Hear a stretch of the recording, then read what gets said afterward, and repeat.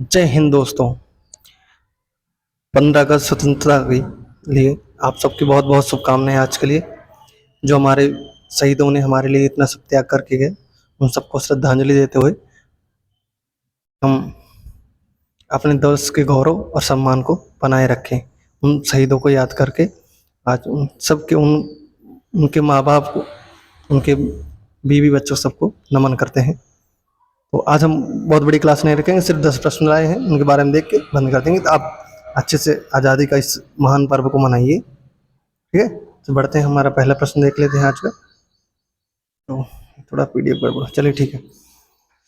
यानी आज 15 अगस्त 2026 को भारत का कौन सा स्वतंत्रता दिवस मनाया जा रहा है और इसकी मुख्य थीम क्या रखी गई है? तो यह भारत का 80वां मनाया जा रहा है। थीम इसकी बात करें, वंदे मातरम की 150 वर्ष और विकसित भारत @2047 के लिए युवा शक्ति, ये इसकी थीम हो जाएगी।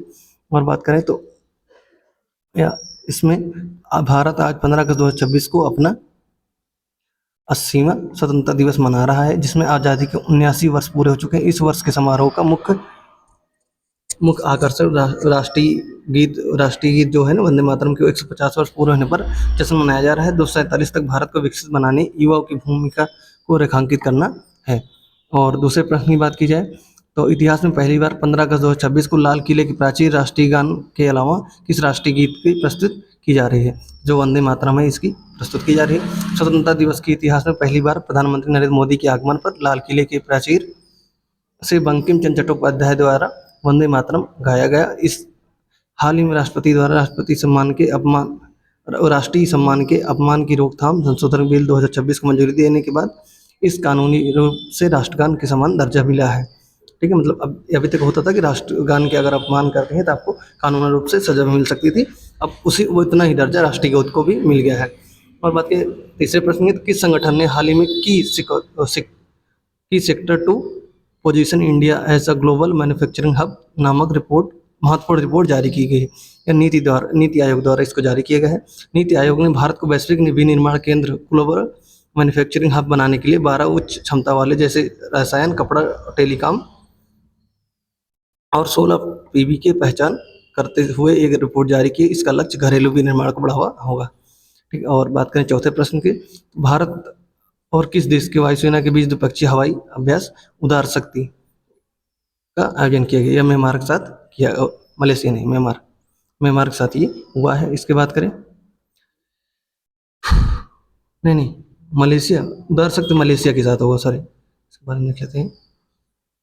मलेशिया, उत्तर बी, मलेशिया तरफ। भारत और मलेशिया के बीच उदार शक्ति 2026 हवाई सैन्य अभ्यास का आयोजन किया जा रहा है।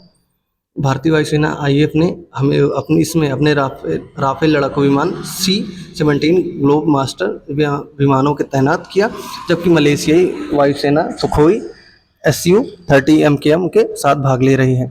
और पांचवें प्रश्न के देखते हैं, हाल ही में किस मंत्रालय द्वारा महिला हथकरघा बुनकरों को सम्मानित करने के लिए सृजन वॉयस फ्रॉम द लूम कार्यक्रम आयोजित किया गया? यह कपड़ा मंत्रालय द्वारा इसको शुरू किया गया। देश की महिला हथकरघा बुनकरों के योगदान के लिए इसे किया गया है और उनकी कला वैश्विक मंच देने के लिए कपड़ा मंत्रालय द्वारा सृजन वॉयस फ्रॉम द लूम नामक विशेष कार्यक्रम आयोजन किया गया है। और बात की जाए छठे प्रश्न की, पर्यावरण वन और जलवायु परिवर्तन मंत्रालय द्वारा विश्व हाथी दिवस 2026 के अवसर पर किसे प्रतिष्ठित गज गौरव पुरस्कार 2026 से सम्मानित किया गया है? विकास खारिया और राजीव ओराव जी को सम्मानित किया गया है। और इसके बारे में देख लें तो विशाखापत्तनम में आयोजित राष्ट्रीय समारोह के दौरान टार्स और मलंगी नदियों में आई भीषण बाढ़ के दौरान कुमकी हाथियों की जान बचाने और अदम्य साहस दिखाने के लिए माहौत विकास खारिया और राजीव ओराव को गज गौरव पुरस्कार 2026 से सम्मानित किया गया है। सातवें प्रश्न की बात की जाए, हाल ही में केंद्रीय चिड़ियाघर प्राधिकरण ने भारत के किस राज्य में एशिया के पहले मरुस्थल थीम वाले नाइट सफारी को मंजूरी दी गई है? तो गुजरात के डीसा बनासकांठा में इसको मंजूरी मिली है। और इसके बारे में देखें तो केंद्रीय चिड़ियाघर प्राधिकरण ने गुजरात के बनासकांठा जिले के डीसा में मरुस्थलीय प्राणी उद्यान और ड्राइव थ्रू नाइट सफारी के प्रस्ताव को मंजूरी दी। यह एशिया की पहली मरुस्थलीय थीम आधारित नाइट सफारी होगी, जिसमें अफ्रीकी और ऑस्ट्रेलियाई मरुस्थलीय जीवों को भी रखा जाएगा। आठवें प्रश्न की बात की जाए, भारतीय नौसेना के तकनीकी क्षमता को बढ़ाने के लिए garden reach ship builders Kolkata द्वारा लॉन्च किए गए दूसरे नेक्स्ट जनरेशन ऑफ शोर पेट्रोल वेसल का नाम क्या है? तो श्रुति इसका नाम हो जाएगा।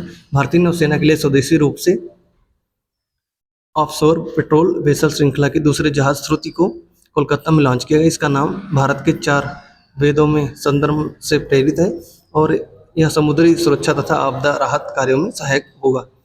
9वें प्रश्न की बात की जाए, देश के नागरिकों ने से भारतीय भाषाओं के डेटा सेट एकत्र करने के लिए भाषणी मिशन के तहत कौन सी अनूठी क्राउड सोर्सिंग पहल शुरू की गई है? तो भाषादान ये पहल शुरू की गई है। भारत सरकार के एआई आधारित अनुवाद tool digital India Bhashini mission के तहत भाषादान पहल शुरू की गई। इसके माध्यम से नागरिक अपने स्थानीय भाषाओं के वॉइस एंड टेक्स्ट डेटा दान कर सकते हैं, जिससे स्थानीय भाषाओं में एआई तकनीक को सशक्त बनाया जा सकता है। और बात की जाए 10वें प्रश्न की, जो आखिरी होगा, हाल ही में किस देश के कुख्यात सट्टेबाज वीरेंद्र सिंह बायोसा को प्रत्यर्पित यानी एक्स्ट्राडेटेड कर भारत लाया गया? तो यूएई से इनको लाया गया है। वित्तीय धोखाधड़ी और सट्टेबाजी के मामलों में वांछित आरोपी वीरेंद्र सिंह बसोया को संयुक्त अरब अमीरात यूएई से सफलतापूर्वक प्रत्यर्पित करके भारत लाया गया। या भारत के अंतर्राष्ट्रीय कानूनी और सुरक्षा सहयोग की एक बड़ी सफलता होगी। इस तरह से हमारे 10 प्रश्न हो गए हैं। बहुत ज़्यादा आज नहीं, हम देखिए डेली हो जाए ये ज़रूरी था, इसलिए मैंने ले लिया है कि 10 प्रश्न हम देखते रहें।